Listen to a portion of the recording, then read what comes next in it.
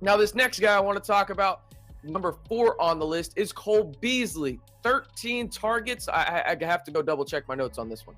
That is right, 13 targets in week number 8, and Cole Beasley is owned in only 60% of Yahoo leagues. If you're in that 40%, go pick him up. Cole Beasley had a monster game against a less than stellar Dolphins secondary, but 13 targets, right? We're talking about, holy goodness. I mean, my goodness, 13 targets. That is the opportunity you want from a wide receiver. Give me all of that. And no other Bills wide receiver had more than 7 in this game. Beasley was a PPR value last season, if you remember, but with the signing of Emmanuel Sanders this past offseason, Beasley is taking kind of a back seat, but not anymore. This is now back-to-back good games for the veteran wide receiver. He now has 22 targets in his last 2 games with just under 200 yards receiving and 2 touchdowns. As I mentioned, Beasley is available in 40% of the Yahoo leagues and has 2 great matchups coming up as he is set to face off against the Jags and the Jets. Now we're going to switch a little bit into those deeper leagues here, and we're going to switch to the running back group as Ty Johnson of the New York Jets is only 5% rostered, but he had a pretty good game in week number 8 as the New York Jets upset the Cincinnati Bengals, and everyone needs an extra running back in fantasy football. It's just the nature of the beast, right? Ty Johnson might not be the guy that is a weekly starter, but there is upside in the Jets offense that has proven they will consistently target their running backs in the passing game. In week 8, in their upset win over the Bengals, the Jets running backs were targeted a whopping 20 times. Also, a quick side note, check to see if Michael Carter is available in your league. He's only rostered in 67% of Yahoo leagues. That needs to be 100% by next week. Okay, back to Johnson here real quick. He isn't the most flashy running back, but when you have a guy in Mike LaFleur who has been very adamant about trying to run the football for the Jets, you know the running backs are going to get work. Put Johnson on your bench and see if anything materializes in week 9, and maybe you have a running back by committee type guy inside Johnson with Michael Carter, but there is some upside there with the Jets running back. Now on to my number 2 pick of the week on the waiver wire. It's a familiar face and a familiar name, and now back in a familiar home. Mark Ingram is rostered in 37% of Yahoo leagues, and I think that should be closer to 65, 70% as Boom and Zoom are back in New Orleans after the Saints acquired Ingram from the Texans in exchange for a late-round pick ahead of their Week 8 matchup against the Buccaneers, where they got a win but may have lost Jameis Winston for a while. And before the injury to Jameis Winston, Mark Ingram was heavily involved early and often in the Saints offense. With Winston at the quarterback spot, Ingram had 3 carries for 17 yards, 2 catches for 25 yards. Considering this is his first week back in the system, you have to like Ingram's chances of taking a bit more.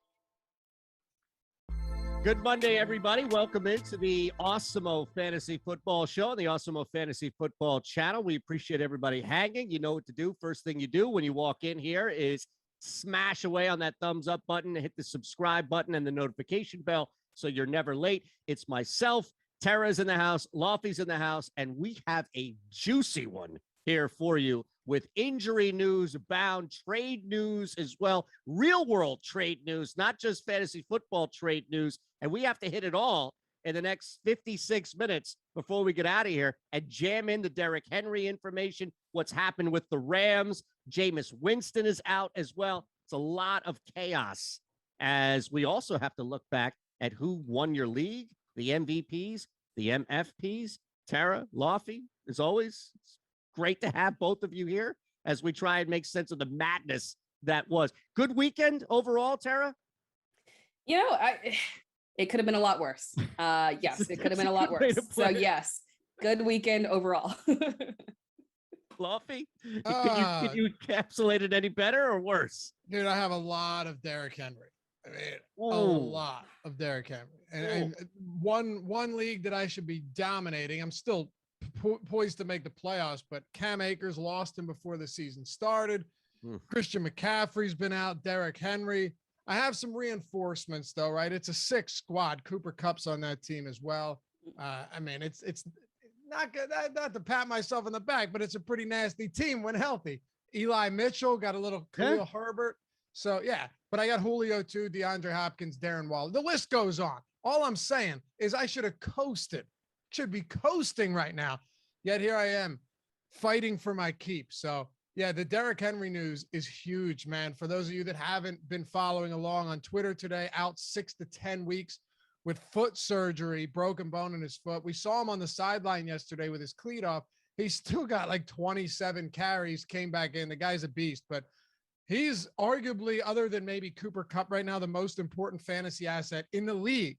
So losing him is so big. It's just, you know, first McCaffrey and then him, not for just me, but in general. I mean, these are guys you drafted top 3 overall, top 4 overall, and it's going to take a toll. I noticed you didn't say Hurts as far as one of the most vital fantasy players in the league. No, because quarterbacks, generally speaking, don't matter. I love it. I couldn't resist.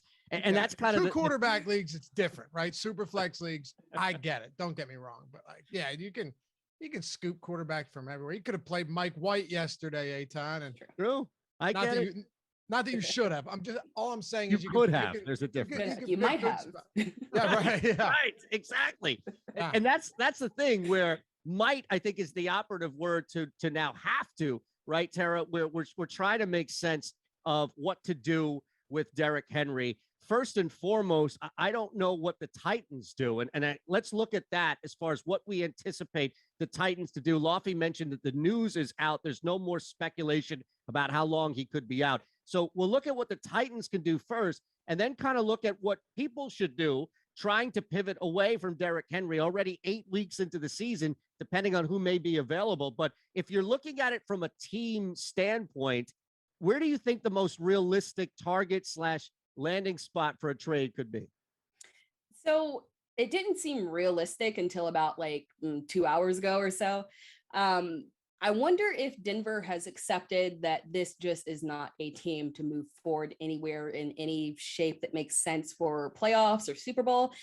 And they're going to start looking to the future. So when we look at that Von Miller trade, now my eyes are opening up thinking, I would not have assumed that Melvin Gordon might be available, but maybe he is available now. And that's the kind of caliber of player that can make a real difference for Tennessee, who is someone who does, in fact, want to make a playoff push. They're coming off of a great season.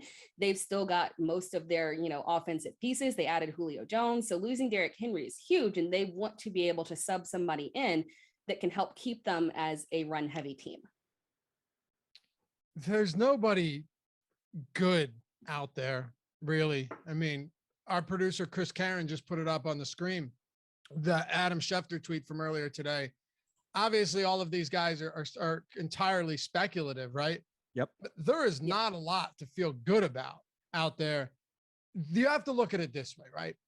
No matter who you land on this roster, none of them are going to be even 30% capable of doing what Derrick Henry does. And I know I've talked about this so often, particularly on our daily fantasy channel, but what Derrick Henry is so peculiarly, that a word? Peculiarly? I think you don't need the LY at the end. I think you just need peculiar.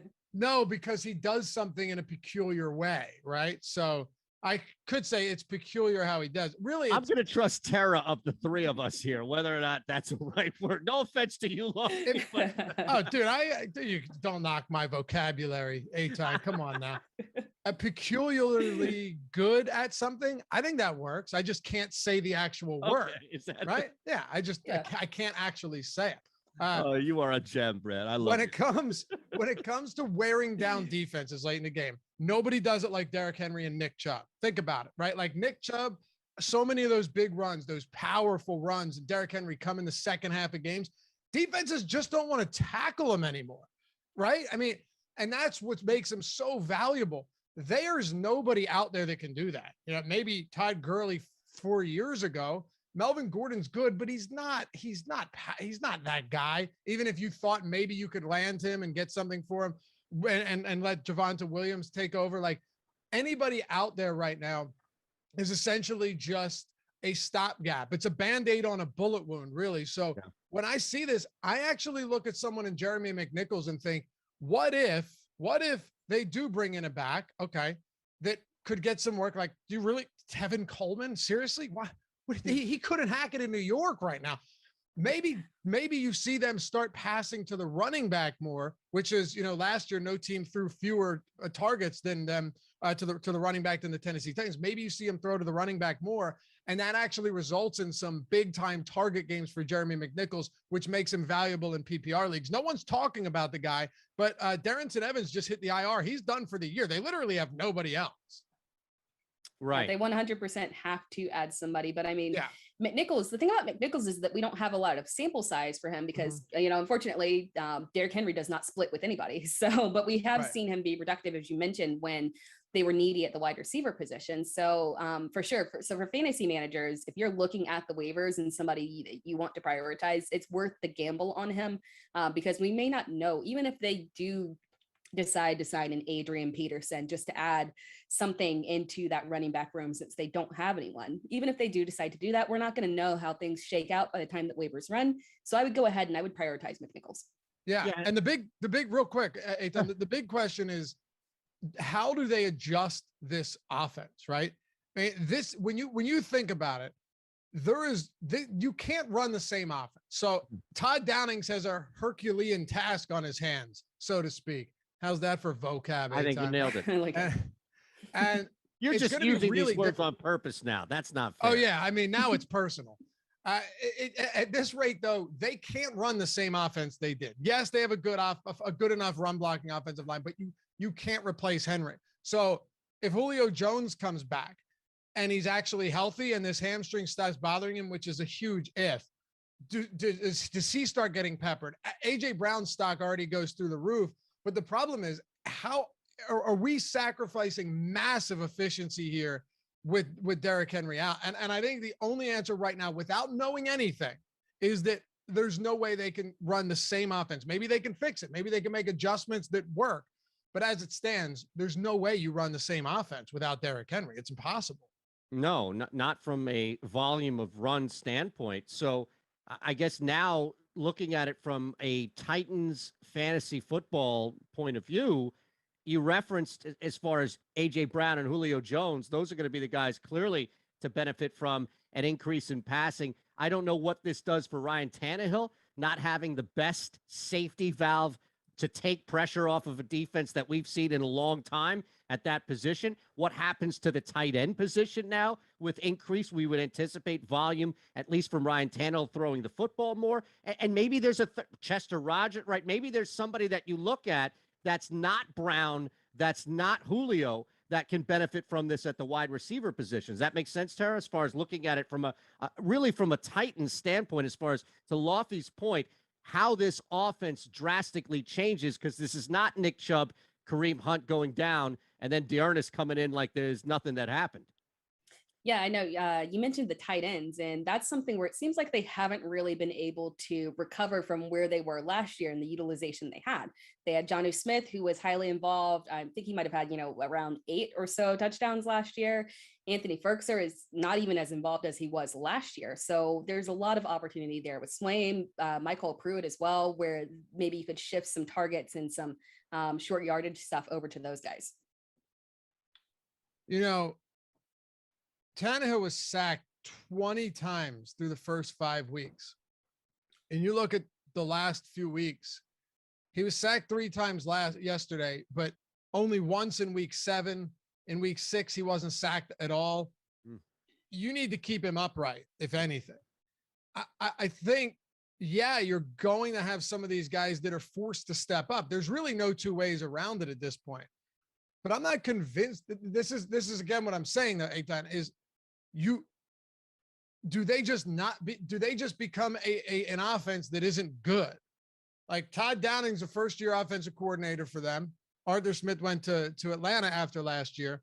It's pretty easy not to say that I could do his job, but you would think it's pretty easy to run an offense, like a fine-tuned machine when you have somebody like Derrick Henry. So if Julio Jones doesn't return for the next couple of weeks, when's their bye week?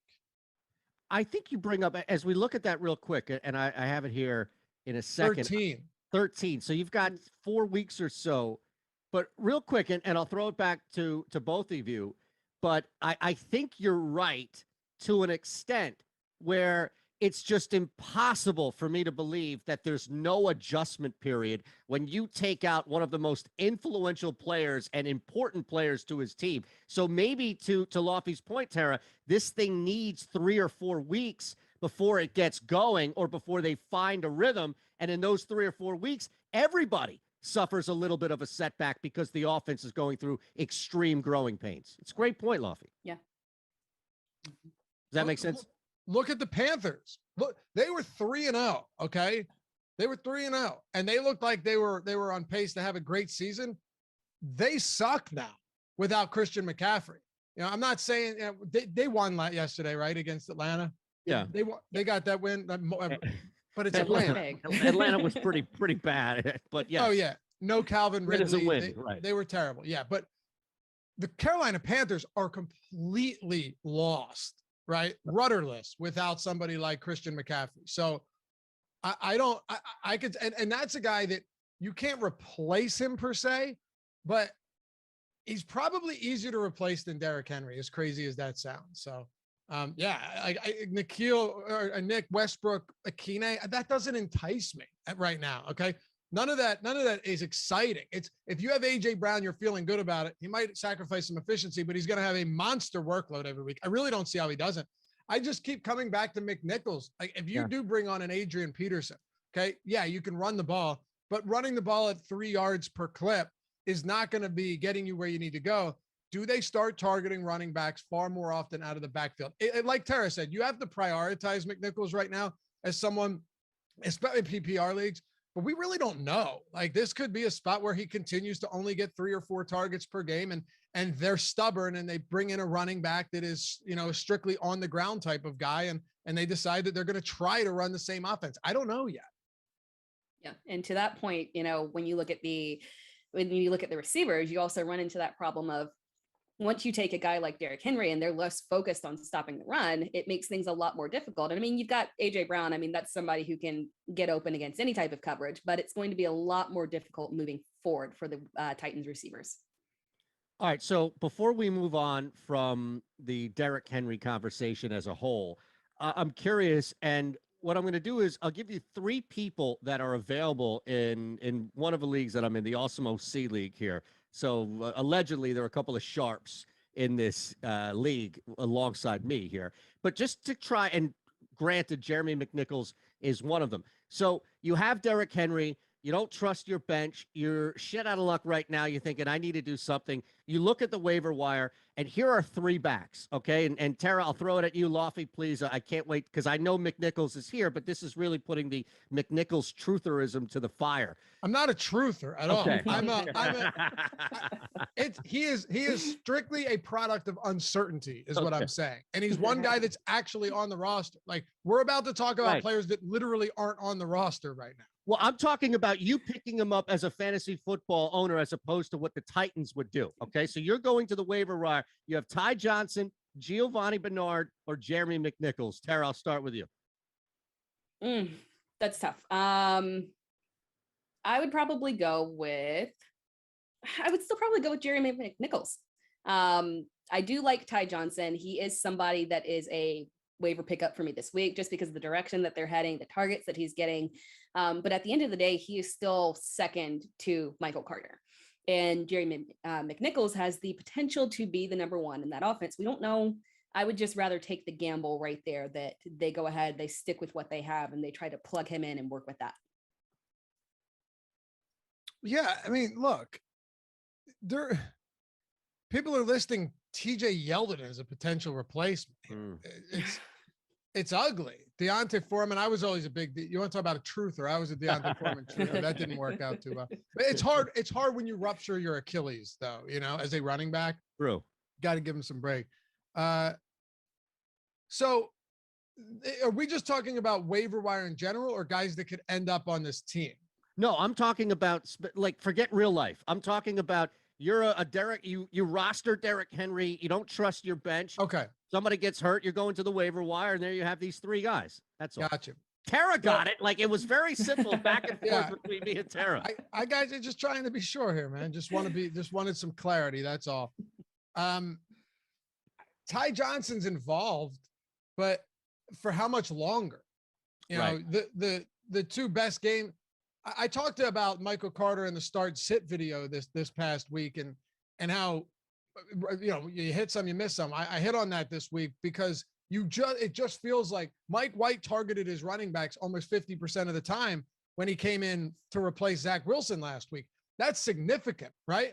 And Ty Johnson was used. I believe yesterday he had 6 targets as well. So the great thing about Ty Johnson is that it looks like even if Michael Carter is going to be used heavily in the passing game, and he's clearly the lead back on the ground, there's no doubt about that. That is no longer up for debate.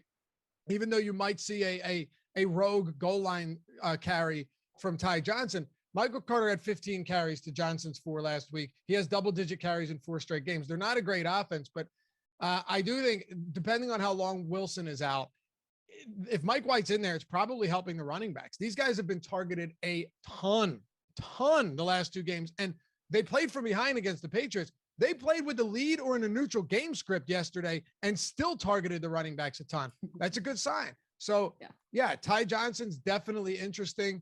McNichols is tough because you just don't know who's going to be there, and that's what it comes down to. I'd go, what did you say? Ty Johnson, McNichols, or who was the 3rd option? Giovanni Bernard. Yeah, I'm really not all that enthusiastic about him. There's so many weapons on that team, and he'll have a game here or there, but it's going to be few and far between. I'd say I'd probably still go McNichols here, but Ty Johnson in the passing game is interesting. They both, though, in non-PPR leagues are going to become a whole lot less enticing to me. You got full PPR, they're a lot more appealing. All right. Just curious. And I just had to throw a 3rd player out there, and he was up there for productivity. So I figured, why not put Bernard in there? Now, let's look at a couple of more injury issues happening around the league. We'll dive into our MVPs or MFPs, talk about some waiver wire discussion, as Tera hinted at. Before we get out of here, hit that thumbs up button, please. We don't ask much. Make sure you're subscribed. And then look at that. We have links below, courtesy of Yahoo, where you could jump in, get $10 free to mess around with. And right below, if you're new to Yahoo, when you sign up upon your first paid contest entry, we're going to give you 1 free month of Awesemo Plus Platinum that you can put to work right away when it comes to everything and anything from DFS to season long and even betting. Imagine that. Calvin Ridley was the big one on Sunday. Took a lot of people by surprise. And looking at the team itself, hopefully Ben Ross is not watching because he got buried thinking that everything would go to Gage and Pitts, what have you. But that was, I think, more telling, maybe, the result of what happened with Atlanta as opposed to just Calvin Ridley being out. There was shock, clearly, with Calvin Ridley, and hopefully, he's getting time and doing what he needs to come back. But I think the surprise, or maybe just flatline, was, wow, so little productivity went around with his absence. I don't know, Tera, if that caught you by as much of a surprise, but I thought it was a reasonable expectation to say, okay, Ridley's out, Gage, Pitts, et cetera, you're going to start to see having more, and we didn't see that. The only hope that I can have is that this was something that was jarring to the team as a whole. The announcement came literally right before the game. So from that perspective, they might not just have been ready for that type of he is gone kind of deal. And we don't really know what it's about. But so I'm a little bit optimistic that it would be a lot different where we have, a week from now and they've got a whole week to game plan, move forward in a positive direction. But I kind of get the feeling that they're going to shift the offense a little bit. There's Gage that can still be there, but he's more of a secondary receiver. I don't know if he's a guy that can kind of take on that top coverage. Then you've got other options as well. But I wonder if they're going to do what they do best and lean into that, those two running backs, and give more opportunities to Mike Davis. He can see some more work on the ground, obviously some more work catching the ball out of the backfield. He was 5 of 6 with the reception. So, I mean, that's something that he does very well. And then they can put more pass emphasis on Cordarrelle Patterson. So I think those two are the ones that will really benefit in this move forward here versus Gage or Sharp or Zacchaeus. They should. Yeah. It's an ugly team when you take, Julio Jones is gone, and then you take Calvin Ridley out. And like you said, Tara, we don't know necessarily what's going on. It appears to be some type of mental health thing, but I don't know how long he's going to be out, right? He's just taking some time away. Do we have any timeline for that? Because it could be 5 days, it could be 5 weeks, it could be the season. I don't know. We saw with Lane Johnson that was just kind of, under wraps, and we had no idea. We were just kind of at the mercy of whatever we heard once he decided to tell us. And I feel like that's the same with Calvin Ridley. But really, when it comes to guys like Pitts, you're just going to keep running him out there. Okay. When it comes to Cordarrelle Patterson, you're just going to keep playing him. Cordarrelle Patterson went from being a guy that all of us said, hey, there's no way at this point you can expect this production to be sustainable. Nobody talked about what if Cordarrelle Patterson's snap counts and routes run and an opportunity actually goes up and is now kind of the equivalent to the production we've seen. And that's happened, right? He went from seeing very little opportunity and producing a lot with it, getting targeted on like 30% of the routes that he's running and playing 30% of snaps, to playing 60, 73, and 60% of snaps over the last 3 games. That's really important when you look at a guy who now you're saying, okay, it's commensurate with the amount of snaps he's playing. And now he's getting a ton of opportunities and he's scoring a ton, and he's used as a rusher and as a passer. He has 37 carries over the last 3 games and 19 targets.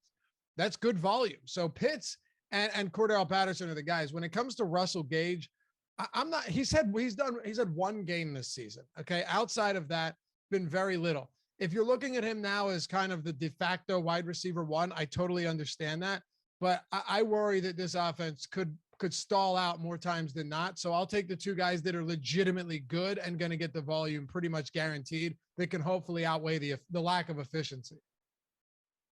Yeah, there's nothing you can do right now with Ridley. If you have Ridley on your squad, then you kind of have to just put him on the bench and wait for him to return, I would think, unless you get, now everything changes if he says he needs the rest of the season off and you get definitive word like we got with Derrick Henry. But I don't know, to your point, Lofty, and then kind of looking at this as a whole here, Tara, I don't think you can right now at least do anything with Ridley, right? Yeah, I don't. It's very possible that this is a situation where he's out for the rest of the season. So, if there's someone who does want to take a gamble and trade for them or trade for him in a redraft, I can see that. But in Dynasty, I'm kind of like holding right now on him just because of how much variability there is with this. Real quick, before we hit TY and a couple of other injuries here, you mentioned the key word when it comes to Derrick Henry. What to do, Lofty, and let's start here. What do you do in Dynasty leagues with someone like Derrick Henry? It's such a tough question because, okay, here's what I'm doing. If you have Derrick Henry on a team where the rest of your team is not great, I'm looking to trade him. Okay. Now, obviously you would have been much wiser to trade him before he got hurt. That's the problem. Now, a lot of you might see like Derrick Henry is keeping your team alive. Sure, but Dynasty is a whole lot different than season long. You can't just rely on one player forever, especially at running back. So if you're looking to get pieces, and there's no better person to do that than Derrick Henry. I mean, think of when Derrick Henry was healthy, what you could get, what type of haul you could get for him. You're talking probably 3 firsts and a decent starter. I'm not even kidding. Like the type of volume and the production you get from him is absurd. Even now, though, I don't really think it hurts his value that much. He has a broken bone in his foot. He didn't rupture his Achilles. He didn't tear his ACL. He's got a broken bone in his foot. And the guy has a very long track record of staying healthy. And everyone's like, oh, yeah, this is happening because of the huge workload. We don't know that. We have no idea. Like players get hurt. So like in my situation, where I have him on some really good dynasty teams, I'm holding on to him right now, because if I were to trade him right now, people are going to use that against me that he's out, and they're not going to get him until either the playoffs or the start of next season. So you're kind of in a holding pattern here, and it would have been wise to trade him on a bad team prior to this. If you have him on a good team, you hold on to him and you hope he's good. And my assumption is Derrick Henry is going to be just fine for at least a couple more years. Yeah, I don't disagree with you on that one. I will say I 100% agree to hold and don't short sell him right now. But I have a very specific approach that, could just, benefit you in terms of what you're getting out of him and then limiting your risk. So if you want to treat this as a CMC situation, when it's not, they're two completely different sized players. It's more than likely that this is not a situation where we keep seeing injury after injury after injury with him. But in the event that he does, this is, you mentioned it's not an ACL, it's not an Achilles. So he will be back and ready to go for the beginning of the season. Trade him at the beginning of the season, get the top value out of him. And just in case maybe 3, 4, 5, 6 weeks into the season, we start to see that same CMC thing where he gets another injury and we're on the downhill turn. But you've already gone ahead and you traded him at the highest value that he can have right there at the beginning of the season. I like about that a lot is we were all waiting. Now, it wasn't injury. I think we were all just waiting for the carries to catch up to Derrick Henry at some point. And he's a cyborg, so it hasn't caught up to him. But now the outside influence of the injury, of coming back, and it looks like, he'll play, assuming that they still make the playoffs, which I think is a safe one now. We'll get some of him playoff King Henry. I get that. But the start of next year, this is the first time that you have something outside of his body lingering over, like the injury. And this is the first time since he's arrived on this major stage where you could make that argument to get ahead of the wave before it crashes, especially because it's all been speculative, really. Pardon me, Lofty, speculative. There we go. Right? Before each and every season, except now you have the injury that hangs over it. Right. But he might be back by like week 15, and then we're not even talking about that anymore, right? Like, what if he comes back and he's perfectly fine? I honestly, if you're on a team that's been banged up by injuries this year and you're in a dynasty league and you know that you have a real shot to win, you're in win now mode, but your team just kind of didn't come through this year, so you're in a rough spot. You're like, I don't want to sell off my guys because the only reason I didn't perform is because I had injuries, not because my team isn't good. I'd be looking to trade for Henry now, because you might get him at a legitimate discount. There's always people out there that panic over this stuff. Oh, the carries, he doesn't have many years left. You don't know. He could still have 3 very solid years left. You have no idea at this point. Look how long Adrian Peterson did it for before he was no longer able to. And he saw some heavy workloads, and he came back from an ACL and had a 2,000-yard season after one of the shortest recovery periods we've ever seen. So look, you don't know, but I'm not averse to taking risks. And if I have a good team, and I know next year, maybe I have Akers and I have McCaffrey and I have a couple of other guys that really, got hurt or have a bad quarterback, but things could change and my team's going to be sick.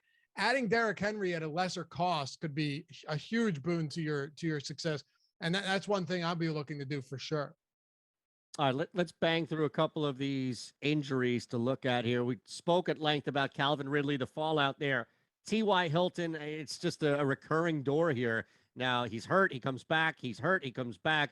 The concussion. We also have to talk about James Robinson, especially because that game was just absolutely miserable for the Jaguars offense. We'll talk a little bit about Dak as well, because that's going to be some trickle-down effect. I know the quarterback.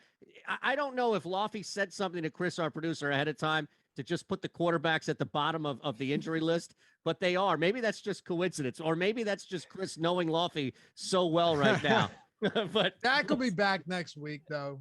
No issue there. Let's knock the quarterbacks out real quick, right? Yeah, they said he was on the verge of playing last night. So, which makes sense, and I get it. Like, it's still a risk, and it's still, you're on the road, and you're still in the conference there. But it would make sense that you come off a bye and give him 1 extra week. Sure. Now that's 2 full weeks, and they won. Yeah, that's another thing too. I mean, granted, that's after the fact, but piss poor performance from the Vikings, huh? Oh my goodness! As Ben would say, gutless. the narrative of Kirk Cousins on prime time rears its ugly head again, right? Yeah. It was rough. All right, so Dak's out of the picture. He's back next week. No issue there. Jameis Winston, on the other hand, he's out with the ACL, and it looks like if it's Trevor Siemian or if it's Nick Foles or anybody in between right now, the Saints are going to be needing something consistent from that spot. If you were rocking with Winston, though, what happens now, Tara? If you were rocking with Winston, I'm going to assume that it's a super flex league. So you might have to go a different direction in terms, we, joke about Mike White, but you might have to go a direction like that and pivot to that or a Geno Smith or something in the time being that can get you by. Because unfortunately, if you're in that situation, you might not be able to pivot to a Taysom Hill if he comes back from injury. So I would assume that's the direction that they're going to head if Taysom is available. In the impact, obviously is pretty significant to the rest of the team. Alvin Kamara in particular, and the amount of touches that he'll see, the amount of receptions that he'll see out of the backfield. So it'll be interesting to see how the Saints handle this. Yeah, you're absolutely right. That is not good for Alvin Kamara if Taysom Hill ends up being the guy. Yep. And I still have no idea how far out Michael Thomas is either. Like that could change things too. But if it were, think about this with Jameis Winston, he was getting there and he wasn't really even getting there, but the Saints were getting there on startling red zone efficiency. Like Jameis Winston's red zone efficiency and inside the 10-yard line in terms of how many of those attempts he turned into touchdowns was crazy. It was not even sustainable. But it was some of the craziest numbers you're going to see. Very low passing volume team to begin with, right? Like Alvin Kamara was literally breaking his career high in rushing attempts every week for like 4 straight weeks. They're going to have to look to get him the ball. Now, here's the good thing.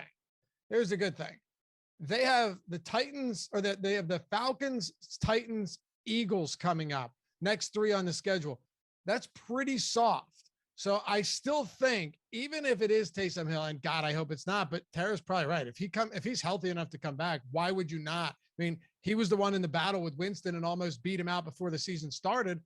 You still have to play Kamara. There's no doubt about it. But the goal line is where I really worry. That's where Taysom Hill took away a lot of work from Kamara before he got hurt. I hate that for him. I really do. We saw him targeted last year when he came in Drew Brees' absence. It's not fun, but you're just going to have to hope that Kamara continues to get 20 plus carries and 5+ targets per game. Is there anybody on the team outside of Alvin Kamara that when the news comes down that it's Taysom Hill, you're getting the hell away from? Are you moving away from Callaway? Are you moving There's away? There's no one else on the team that you haven't gotten the hell away from already, to be honest. Okay. Right? Think about it. Look, Mark Ingram comes in, and now what about Ingram as a result of Taysom Hill? We already saw, Sean Payton refuses to admit that he has this huge soft spot, right, for Ingram. Yeah. So what does that change, Tara? No, you make a really good. I had not thought of that one yet. Because it's that goal line situation where Taysom is Taysom at the goal line, and Mark Ingram was somebody who could have been, potentially someone that you want to roster. Obviously, when we look back to last year, we wanted to roster Latavius Murray just because of the opportunities that he gets as the secondary back. So you could have had the same situation with Mark Ingram, but now, unfortunately, we get to a place where, again, he might lose those goal line opportunities with Taysom moving forward. Yeah. Ultimately, I think what you probably see is Ingram just takes on a Latavius Murray light type role. That's what I would think, like 8-9 touches per game. I think that's reasonable, but we'll have to see what happens in the goal line situations. The good thing about Kamara is he can score from anywhere on the field. Yep. So there's still that, but you don't want, you remember that 6 touchdown game he had on Christmas last year? I don't know how much you're going to see of that going forward, but we'll see. Are we ready for Temple's own PJ Walker here? The streamlined quarterback. Oh man, he was fun in the XFL though. I'll tell you that much. Yes, he was. He was a lot of fun. He won me a lot of money. Yes, he did. XFL was a great live betting heaven. It was great. Sam Darnold, is this right? I'm seeing this here. He hasn't completed the last 2 games he started for the Panthers. in concussion protocol right now. And again, if you're relying on Sam Darnold each and every week, chances are that you're either really doing fantastic drafting elsewhere or you're probably SOL. But not PJ Walker so much anywhere else you're looking at. And Laufey has made this point a while back, and I think it holds true here, where you don't have to really be desperate, I think, to replace somebody like Sam Darnold, right? I mean, if you're relying on Sam Darnold in the first place, you can probably find somebody of equal value, dare I say, even on the waiver wire. Completely agree. I would not be replacing with PJ Walker. When you look back to week 7 when he came in, he went 3 of 14, and that was against the Giants again. So I mean, it's not a situation where he's someone I'd be looking at all. So I completely agree. I would be streaming. There's a lot better options on the waivers. Like, you could stream probably Mac Jones next week against the Panthers. I'm just looking down the list now. Tua is probably available in a lot of leagues. Short single quarterback bench leagues, where you have 4 or 5 bench players, you really never want to carry 2 quarterbacks on those. You stream. Yeah. Tua has the Texans this week. So, I mean, that is a phenomenal streaming spot right there. So yeah, you're going to get those spots where you can stream guys, and there's always going to be a couple of them each week. Even Carson Wentz, I bet he's on the waiver in a ton of leagues. He's got the Jets. Mike White, I don't know, against the Colts. It's not the craziest idea, but you get what I'm going with here. There's plays. Tua would be the clear top streaming option for me this week, hands down, against the Texans. All right, let's look at a couple of standout players here. We normally do this at the top, but we had so much injury news, especially with Derrick Henry, that it pushes it back. And I see that Laufey is going to complete the cycle here, because on Friday, with Savoca in the house, myself and Tara picked up the torch that you initially lit on the 30-plus point performer. And guess who I had?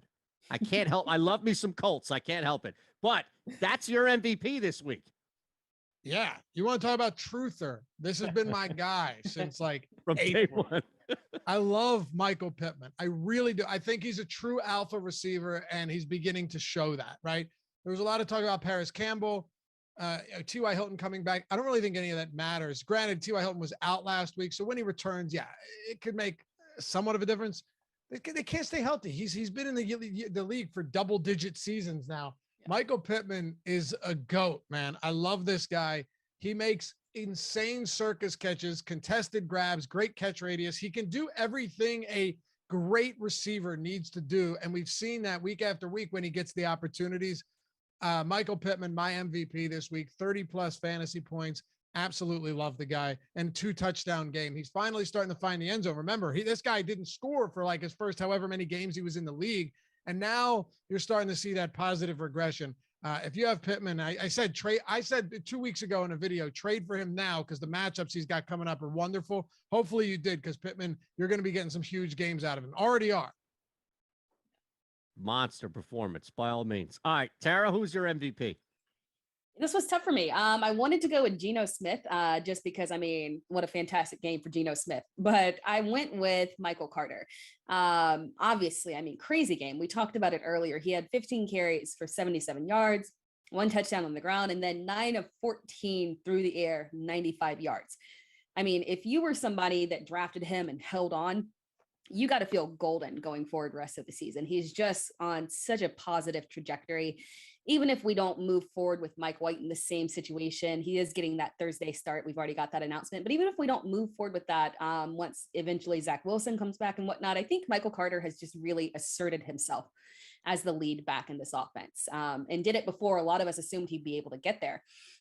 We saw a lot of great things from him with Mike White at the helm. He was able to, take advantage of a defense where this isn't their weakness. It's not a situation where we're looking at Boston Scott and saying, Detroit's horrible at the run, and obviously did very well against them. But, Cincinnati has a solid defense. They're 5th in DVOA against the run. So for him to go out here, get that solid work on the ground and through the air, it's just very impressive for me. Absolutely. But we talked about it earlier in comparison to Ty Johnson as an option to pick up, and you mentioned as far as just still having Michael Carter there, and clearly that huge performance. I'll round this out. And this is more just about, I think, expectations and smashing any realistic expectations of not knowing the drop between Dak Prescott and Cooper Rush, and seeing Amari Cooper 13 targets, 8 grabs. He goes over the 100 yards. And on top of that, you get the score.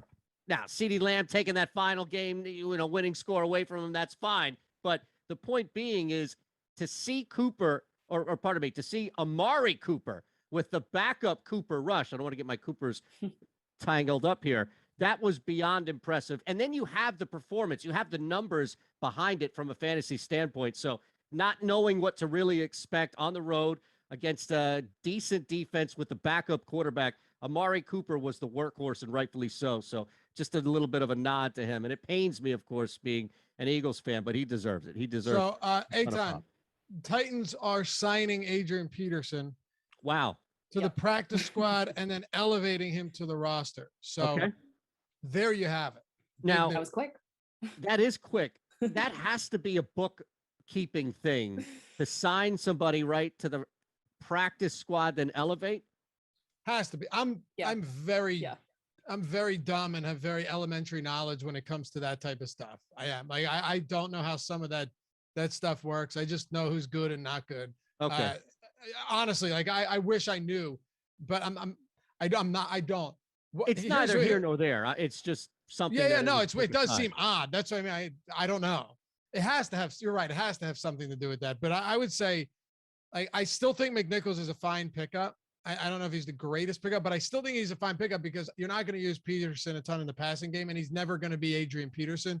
But if you're in dire straits at this point of the season, it's tough unless big injuries come up to get good running backs on the waiver. In my dynasty league, for example, I am going to put a huge bid in on Adrian Peterson, probably the rest of my fab, to be honest with you. And I have a lot left, and I'm going to hope that Todd Downing decides that he can use Adrian Peterson in a faux Derrick Henry role where he gives him 20 carries a game. And if that's the case, I can deal with not being super efficient. So I think it depends on your circumstances. If you have good backups, don't worry about it. But in this league, you have to start 13 players every week. So any guy that's getting volume, you just have to figure out a way to get him into your lineup. Wow, this is big. Go ahead, Tara. Sorry. I was going to say, I think a lot of times we get wrapped up in kind of, this guy's too old. This guy is, he's burned me in the past, but you got to kind of forego that when you've got such a golden opportunity here of what could be. Now, granted, you look at the Ravens and you see these guys that haven't played in a little bit. Obviously it could turn out like, Devonta Freeman. He looks good. He looks like he's, back into action, as opposed to Le'Veon Bell, who looks a little bit more struggling with the time he had off. So it could go either way. You just kind of have to take that risk. Yeah. And speaking of Devonta Freeman, this could also be a situation where they go out and they sign another running back like the Ravens did. And then our heads are spinning.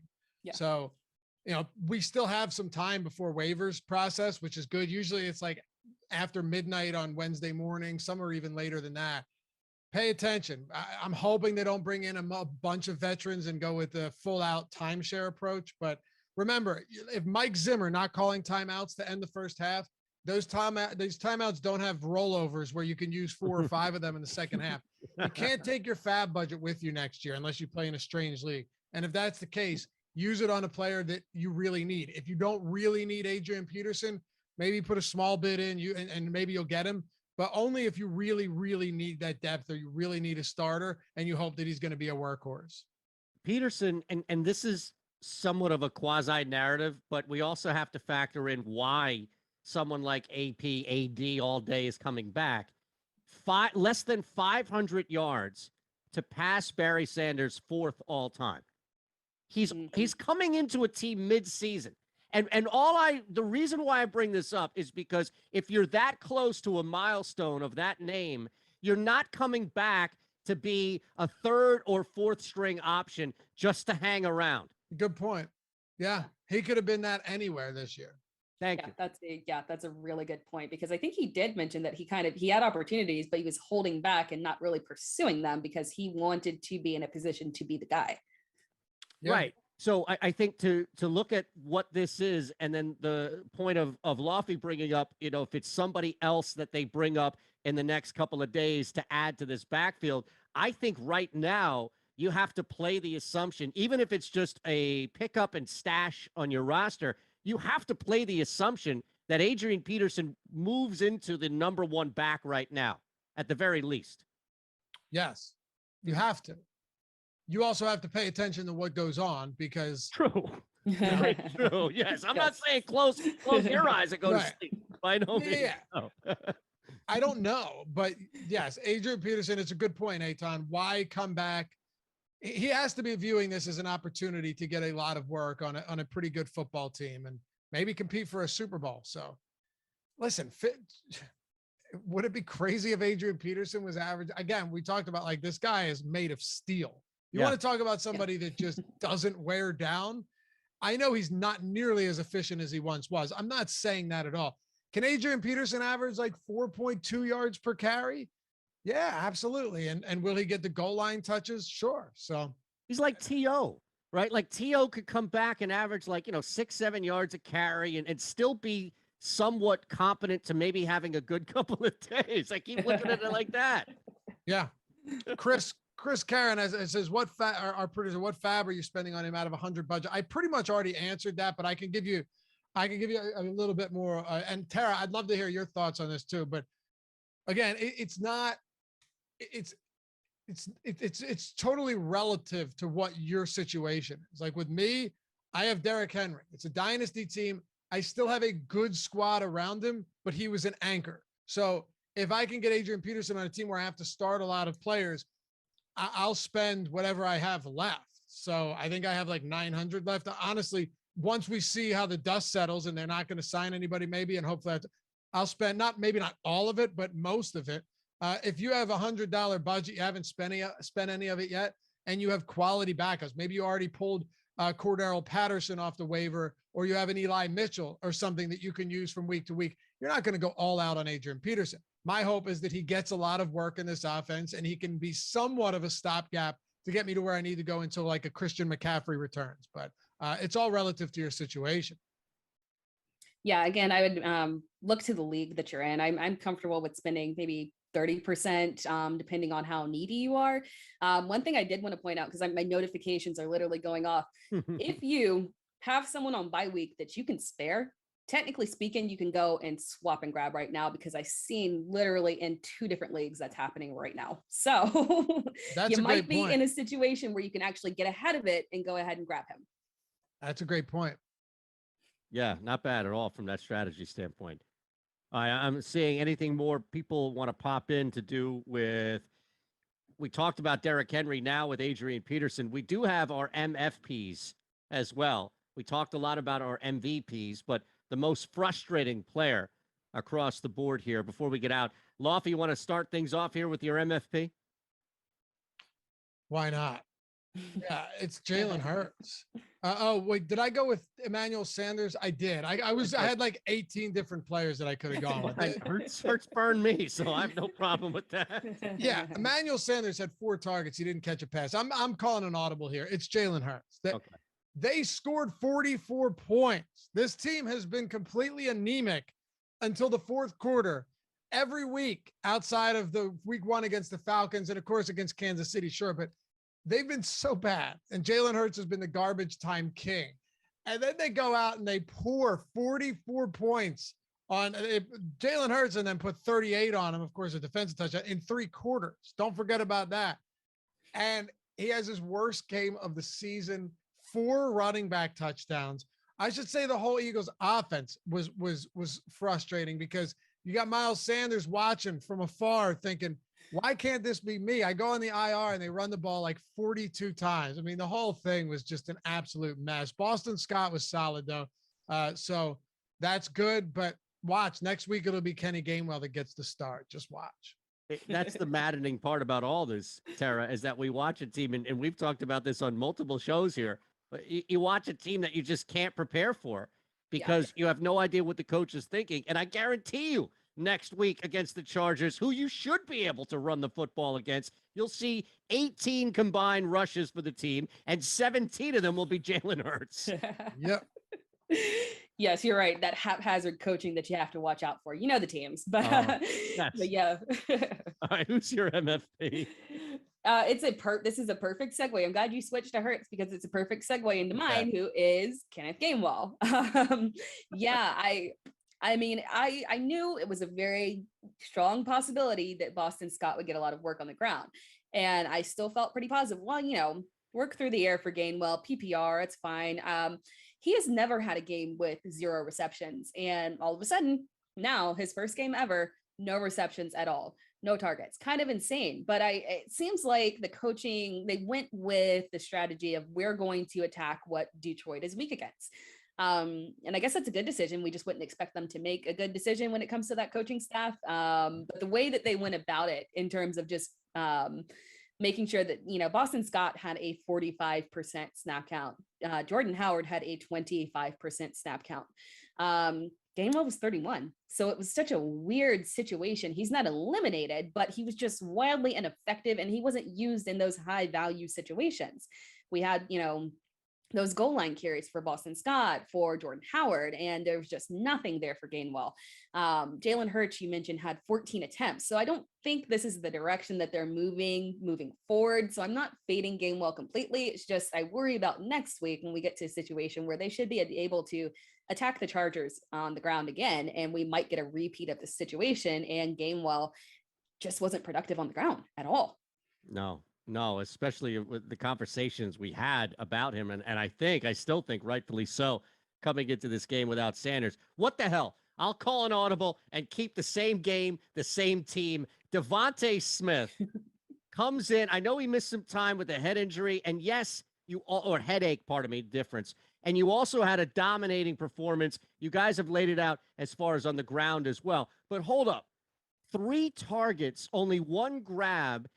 And there has been some disappearance at times. I'm not concerned as a fan of the team, but I am concerned about consistency from him as somebody who would roster him. So he's not the most frustrating real-life Eagle, but it's hard to ignore that he disappeared in a game that, granted, the quarterback didn't throw a lot, but where is this connection, at least from a consistent standpoint, outside of that Chiefs game? They didn't need him.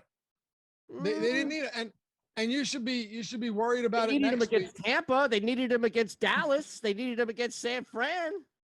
Devontae Smith. Yeah, and they tried to get him the ball. Not as right? much. I mean, he had like, not. Oh, you're talking Tampa. Yeah, 4 okay, yeah, but that's. I'm saying there's inconsistency. I'm not saying he's bad. I'm not saying give up on him. I'm not saying trade him. I'm saying what's frustrating about it is that he's just very inconsistent for a guy who should have a way more consistent rapport with a quarterback. I'd give up on him for sure. Really? Yeah, as a fantasy football in that realm. Okay. Right. Well, especially. I thought you were going the other way. I thought you were coming at me being like, whoa, give him a break. I thought you were talking about him not being used because he's seen his targets have been 8, 7, 6, 10, 9, 4, 9, and 3, which you throw yesterday out the window because they just shit all over Detroit on the ground. They literally did not need to throw the football. They threw 13 times when Jalen Hurts and Smith were out there. So it's a total throwaway game. The problem is there's just zero efficiency here. They don't know how to call plays. They don't know how to run an offense. So no, I'm not worried about Devontae Smith going forward in terms of real life football, but yeah, I've seen enough right now. The targets are great, but they're just not doing enough with them. And next week is really concerning because you've got the Chargers who are, everyone talks about Tampa being a pass funnel defense. The Chargers are a massive run funnel defense. Yeah. They've allowed the fewest pass attempts of the season. All right. And they're allowing 5.1 yards per attempt on the ground. That's higher than any other team, hands down. They've been gutted on the ground pretty much every week. Here's the one exception. Nick Sirianni will absolutely abandon the run if the Chargers score on the first drive and are up 7-0. I would bet money on that. Now, that's the caveat. But if this game actually is competitive and you've got the whole narrative traveling West Coast to East Coast for the Chargers, if it's close, you would be wise to run the football. Will they? Probably not, but it's a really tough matchup in the passing game, and I think Hurts and Devontae Smith struggle again. Real quick, I'm sorry, Tara, go ahead. No, I was just going to say it kind of goes back to a concern that I had preseason about Devontae Smith. I had no concern with his talent, but I have concern with the wide receiver one for the Eagles, no matter who it is. Yeah. There are a lot of comparisons with who would you rather have? Would you rather have Devonta Smith or would you rather have Jalen Waddle? Personally, I was kind of leaning towards Jalen Waddle just because it's a more appealing situation and more of a known than going with the wide receiver one of the Eagles. No, especially, and it's played out with this offense. It's maddening. Real quick, Josh, I want to make sure that I had the name, Jacob, pardon me, with a question about Dalvin Cook for A.J. Brown trade. Want to get that answered real quick on the way out. So, Loughran, Tera, you guys both want to take a shot at this. Someone offered Jacob G. Dalvin Cook for A.J. Brown. Should Jacob accept? It all boils down to who his other running backs are. 100%. I'm hesitant to give up a RB1 or even an RB2 for a wide receiver of great caliber, but my problem is that it really just depends on who else you have in your running back room. I'd say yes. It is. You're right. It is all contingent upon what you have. But Dalvin Cook's coming off a bad game. It happens. But he is the top guy in that backfield. He's one of the only early round running or early picks that's still on his feet. Yeah, they had a bye week already too, which I like. You got A.J. Brown's bye week coming up in week 13. I'm not a big bye week guy when it comes to evaluating trades. But if a player's already had his and you're getting an additional week out of him and he's a stud, that does matter to me. So I'll take the Dalvin Cook side. In a vacuum, I'll take the Dalvin Cook side of this one. Yeah. And hey, one more thing before we go. Sure. If you're in a touchdown heavy league and some people still play them, or you're in a league where you have to start a lot of players, maybe you have like multiple flexes and no kicker or defense, which I think is the way to do it. And it's a deep, maybe 14 team league. It's not crazy to get Jordan Howard for nothing and if you really need him, plug him in, because he had 12 carries on 16 snaps. Hey, they're going to use him in the run game for sure. Kenny Gainwell was the garbage time back that cleaned up in the fourth quarter. You probably would have seen like 15 touches on the ground from Howard. Now, again, you can't rely on this team to run the football, but Jordan Howard has a lot of success as a goal line back. He had 2 touchdowns near the goal line yesterday. You might get some games where he's got like 10 for 45 and a score, and in a deep league, that could be enough. So just saying, a guy you could get basically free, just as we said with Boston Scott last week, you're getting him for free. Yep. Jordan Howard could be that guy this week, and he might be the guy that gets 15 carries next week. Who knows? He's definitely got the size to be that back for sure elsewhere that we didn't really have consistently from that team. Awesome. We appreciate everybody. On your way out, we've hit over triple digits watching now, so there's no excuse why you can't hit that thumbs up button on your way out, and then also subscribe. You want to say something? I'm sorry. Me? Yeah. No, I said give a thumbs up. Oh, that was the noise you made by giving the thumbs up. There was no noise. I just no. All right. It's Tera time for Tera on Twitter at Loughran_D at Shander Show for me. Thanks to Yahoo. Thanks to Chris for producing. We'll see you Friday.